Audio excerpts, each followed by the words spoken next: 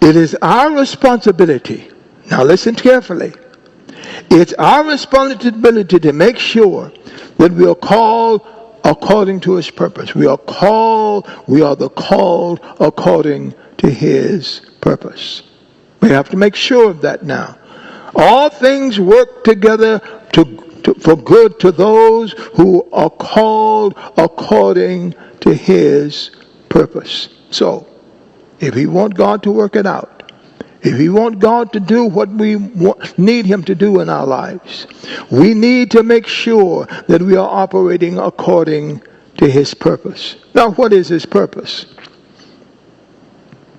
That's something to think of, and that's why I paused there for a moment. What is the purpose of the Lord? His purpose is very, very clear in the scriptures. Luke's gospel makes it so simple.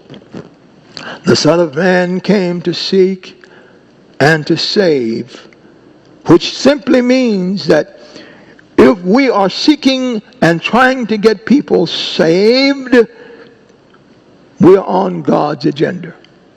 We are on God's agenda.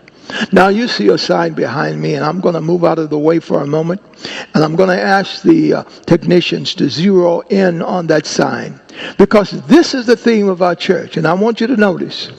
It says saving souls, building lives, impacting our community. That's the way that we get on God's agenda. You have to understand that. And if we're not on God's agenda, guess whose agenda we're on? If you are not doing those things that will save souls, impact lives, and causing our community to be impacted, you are not on God's agenda. And we must do more than just come to church, friend. God has shut down this church now, but God is going to open it up again. And I wonder if whether or not we've been on God's agenda all of this time. Between Sundays, we have to be Christians. Between Sundays, we have to be on God's agenda.